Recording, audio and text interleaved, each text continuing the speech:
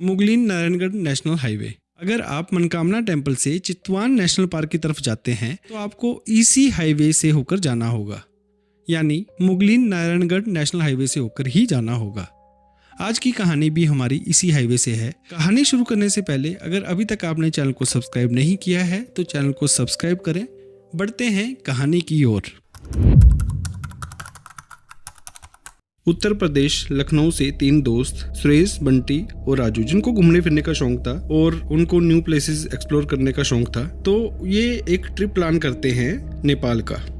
Trip इन्होंने by road अपनी ही गाड़ी से कवर करना था, तो इन्होंने पूरी डे वाइज प्लानिंग कर रखी थी। नेपाल पहुंचकर सबसे पहले Kathmandu, Langtang national park, Gaurishankar conservation area और ऐसे ही चामे के पास लमजुंग कैलाश होते हुए मुंगलिंग के पास मनकामना टेम्पल है, वहां आ जाते हैं। इनका लास्ट विजिट चितवान नेशनल पार्क था, तो शेड्यूल के हिसाब से इनको भरतपुर रुकना था ताकि यहाँ रेस्ट करके अगले दिन चितवान नेशनल पार्क आराम से घुमा जाए।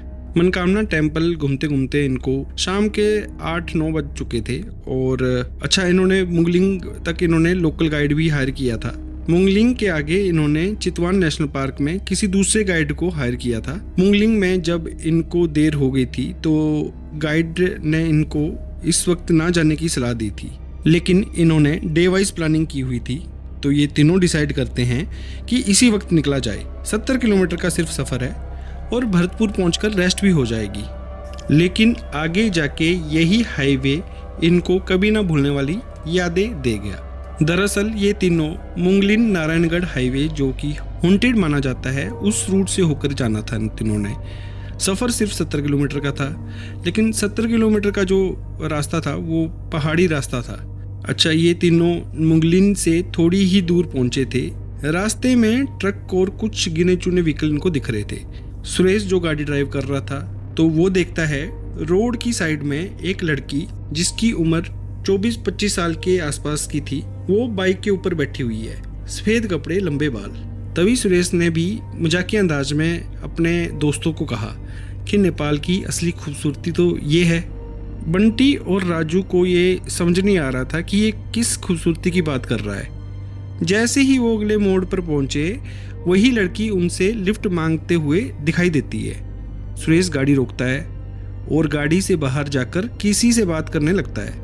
वहीं बंटी और राजू सुरेश की ऐसी हरकत देखकर चौंक जाते हैं। दरअसल सुरेश अकेला ही बड़बड़ा रहा था।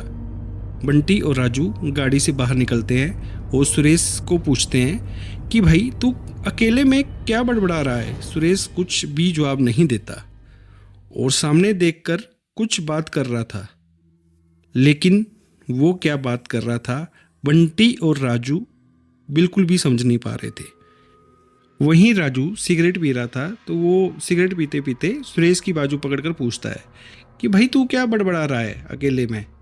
इस बार सुरेश जवाब देता है, चेहरे पर हल्की सी स्माइल, और कहता है भाई ये लड़की भी हमारे साथ भरतपुर तक आएगी। मैंने बात कर ली है, लड़की भरतपुर की है, लिफ्ट दे देते हैं। बंटी जोर से चिल्लाता है, भाई कौन सी लड़की, यहाँ कोई लड़की नहीं है। सुरेश कहता है साले मजाक कर रहा है, वही लड़की जो पीछे बाइक पर बैठी थी, नेपाल की खूबसूरती। जैसे ही सुरेश ये कहता है, उसको ये एहसास हो गया कि अगर लड़की पीछे दिखी थी तो ये आगे 2 मोड़ कैसे आ गई। वहीं बंटी और राजू को भी अब एहसास हो चुका था कि सुरेश के साथ कुछ भी नॉर्मल नहीं हो रहा। राजू सिगरेट पीते पीते सुरेश को गाड़ी में बैठाता है और बंटी गाड़ी ड्राइव करने लगता है। तभी उनकी गाड़ी की विंडशील्ड पर सफेद से कलर का दुपट्टा गिरता है और बंटी अचानक से ब्रेक लगाता है। दुपट्टा फ्रंट मिरर पर यानी विंडशील्ड पर गिरा था, जिससे विजिबिलिटी खत्म हो गई थी। तीनों बहुत डर गए। किसी को भी हिम्मत नहीं हुई कि गाड़ी से बाहर निकलकर दुपट्टा साइड कर लें। 2-3 मिनट तक तीनों यूं ही गाड़ी में अंदर ही बैठे रहे, लेकिन सुरेश की अब तबीयत खराब होने लगी थी। सुरेश की सांस लेने में दिक्कत हो रही थी, तो ये देखकर बंटी और राजू डिसाइड करते हैं कि गाड़ी से बाहर निकलकर दुपट्टा साइड करते हैं और फटाफट यहाँ से निकलते हैं। जैसे ही ये दोनों गाड़ी से बाहर निकलते हैं, तभी बंटी को एहसास होता है कि उसके पीछे कोई खड़ा है। पता नहीं डर था या क्या, लेकिन उसको ये एहसास हो रहा था कि उसके पीछे कोई खड़ा है। राजू दुपट्टा हटाता है जो विंडशील्ड पर पड़ा था और दोनों फटाफट गाड़ी के अंदर आकर बैठ जाते हैं और ये भरतपुर के लिए निकल पड़ते हैं। अच्छा, भरतपुर तक पहुंचते पहुंचते इनको ऐसा एहसास हो रहा था कि कोई चीज़ इनका पीछा कर रही है। भरतपुर पहुंचकर होटल में चेक इन किया और अगले दिन चितवान नेशनल पार्क इन्होंने घूमना था जो प्लान के हिसाब से था, लेकिन ये तीनों अभी तक सोकर उठे नहीं थे। वहीं गाइड भी इनको कॉल कर रहा था, लेकिन ये कॉल नहीं उठाते। थोड़ी ही देर में गाइड भी उनके होटल पहुंच जाता है और रिसेप्शन में उनके रूम नंबर लेकर उनका रूम नॉक करता है। राजू उठता है, रूम खोलता है और गाइड को जो पिछली रात हुई घटना वो सब बताता है। गाइड ने भी बताया कि ये हाईवे हॉन्टेड है, लेकिन इतना कुछ किसी ने भी रिपोर्ट नहीं किया है। वहीं सुरेश को भी काफ़ी तेज बुखार था और बंटी को भी काफ़ी वॉमिटिंग हो रही थी, जिसके चलते ये तीनों चितवान नेशनल पार्क, जो कि इनके नेपाल ट्रिप की लास्ट साइट थी, वो कैंसिल करते हैं और भरतपुर से शाम की फ़्लाइट लेकर काठमांडू और काठमांडू में से उस रात रुककर अगले दिन लखनऊ की फ़्लाइट लेकर वापस आ जाते हैं और गाड़ी इन्होंने नेपाल में ही छोड़ दी। एक बार सब नॉर्मल होकर गाड़ी ले जाएंगे ये सोचकर ये फ़्लाइट से वापस आ जाते हैं, क्योंकि सुरेश की तबीयत बहुत ही ज़्यादा ख़राब थी और बंटी भी अंदर से काफ़ी कमज़ोर हो गया था। तो राजू अपने भाई से कॉल पर डिस्कस करता है, तो राजू के भाई ने भी ये सलाह दी थी कि तुम फ़्लाइट लेकर वापस आ जाओ। वहीं लखनऊ पहुंचकर ये तीनों राजू के घर जाते हैं। वहीं राजू के भाई ने किसी तांत्रिक को बुलाया हुआ था। राजू के घर पहुंचकर तीनों को नहाने के लिए कहा गया। तबीयत ज़्यादा ही ख़राब थी सुरेश की, तो उसको राजू का भाई नहलाता है और वो पूजा पर बैठ जाते हैं जो तांत्रिक कर रहा था। पूजा पर बैठे बैठे सुरेश काफ़ी अजीब हरकतें कर रहा था।